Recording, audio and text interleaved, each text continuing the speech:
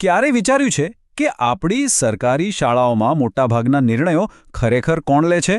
જેમ કે પુસ્તકો ખરીદવાથી માંડીને શાળાના મકાનના સમારકામ સુધીની જવાબદારી કોની? વેલ, આ બધા સવાલોનો જવાબ એક જ જગ્યાએ છે, એસએમસી. તો ચલો આજે આખી વ્યવસ્થાને બરાબર સમજીએ. આ સવાલ ખરેખર બહુ જ અગત્યનો છે, કારણ કે જ્યાં આપણા બાળકોનું ભવિષ્ય ઘડાય છે એ શાળાની દિશા કોણ નક્કી કરે છે? શું એ કોઈ દૂર બેઠેલા અધિકારી છે કે પછી એ લોકો છે જે શાળા સાથે સીધા જ જોડાયેલા છે? જવાબ કદાચ આપણે ધારીએ છીએ એના કરતાં ઘણો સારો છે. અને એ જવાબ છે શાળા સંચાલન સમિતિ, જેને આપણે ટૂંકમાં એસએમસી કહીએ છીએ. જુઓ, આ કોઈ સામાન્ય કમિટી નથી, પણ શાળા અને આપણા સ્થાનિક સમુદાય વચ્ચેનો એક જીવંત પુલ છે.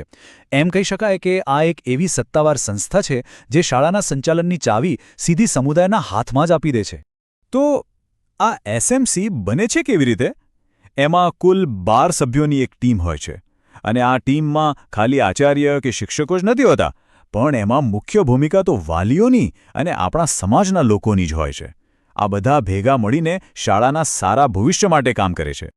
ચાલો હવે આ સમિતિની રચના પાછળના ગણિતને સમજીએ, કારણ કે આંકડાઓ છે ને એ આખી વાત એકદમ સ્પષ્ટ કરી દેશે.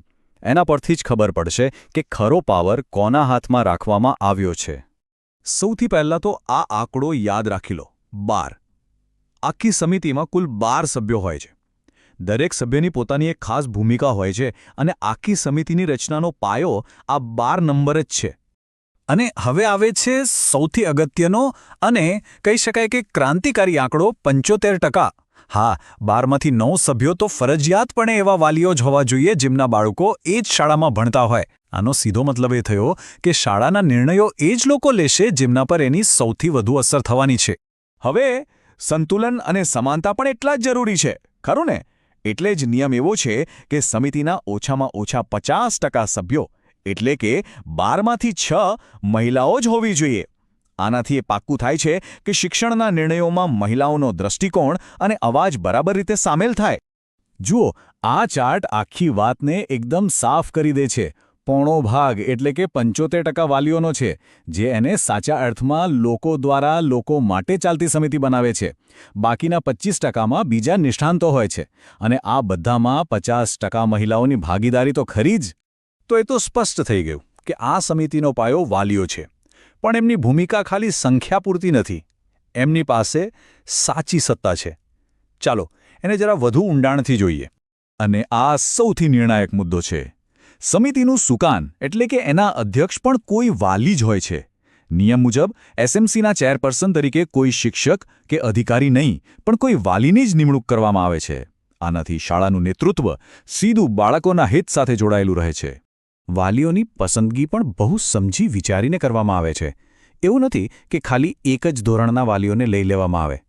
ધોરણ 1થી લઈને 8 સુધીના દરેક વર્ગના બાળકોનું પ્રતિનિધિત્વ જળવાય એનું ખાસ ધ્યાન રખાય છે, જેથી કરીને નાના અને મોટા બંને વર્ગોના પ્રશ્નોને સરખી રીતે સાંભળી શકાય. તો પછી વાલીઓ સિવાયના જે 25% સભ્યો છે એ કોણ છે? વેલ, આ સભ્યો સમિતિમાં વહીવટી કુશળતા, શૈક્ષણિક દૃષ્ટિ અને સામાજિક જોડાણ જેવી મહત્વની બાબતો લઈને આવે છે.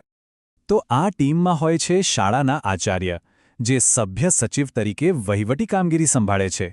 એમની સાથે એક સિનિયર શિક્ષક, સ્થાનિક પંચાયતના એક પ્રતિનિધિ અને ગામના જ કોઈ ઉત્સાહી અને ભણેલા ગણેલા વ્યક્તિ, જેમને શિક્ષણશાસ્ત્રી તરીકે સ્થાન અપાય છે.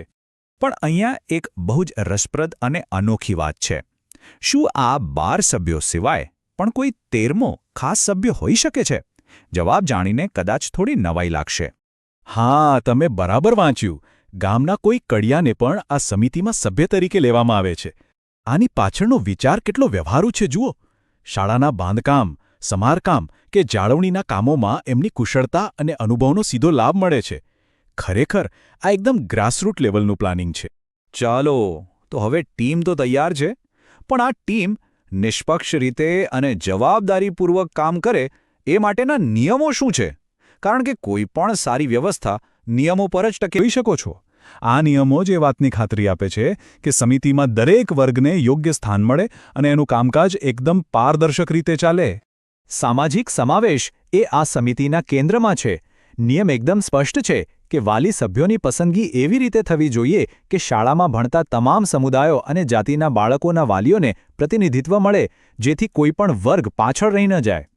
અને આ નિયમ તો નાણાકીય પારદર્શિતા અને મહિલા સશક્તિકરણ બંનેનું એક ઉત્તમ ઉદાહરણ છે. શાળાના બેંક ખાતાના સંચાલનમાં એટલે કે પૈસાની લેવડ-દેવડમાં મુખ્ય જવાબદારી એક મહિલા વાલી સભ્યને સોંપવામાં આવે છે. આ ખરેખર તેમના પર મુકાયેલો વિશ્વાસ અને એમની નેતૃત્વ ક્ષમતાની સ્વીકૃતિ છે. તો અંતે આપણે એટલું સમજવાનું છે કે એસએમસી એ માત્ર કાગળ પરની એક ઔપચારિક સમિતિ નથી. એ તો શાળા અને સમાજ વચ્ચેની એક જીવંત ભાગીદારી છે. એક એવી શક્તિશાળી વ્યવસ્થા જે સમુદાયને પોતાની શાળાનું ભવિષ્ય પોતાના હાથે ઘડવાની તક આપે છે. આ આખી વાત સમજ્યા પછી એક સવાલ મનમાં જરૂર આવે કે જ્યારે સમાજ આટલી સક્રિય રીતે શાળા સાથે જોડાય તો એ આપણા બાળકો અને આવનારી પેઢીના ભવિષ્યને કેટલું ઉજ્જવળ બનાવી શકે છે. આનો જવાબ કદાચ આપણે સૌએ સાથે મળીને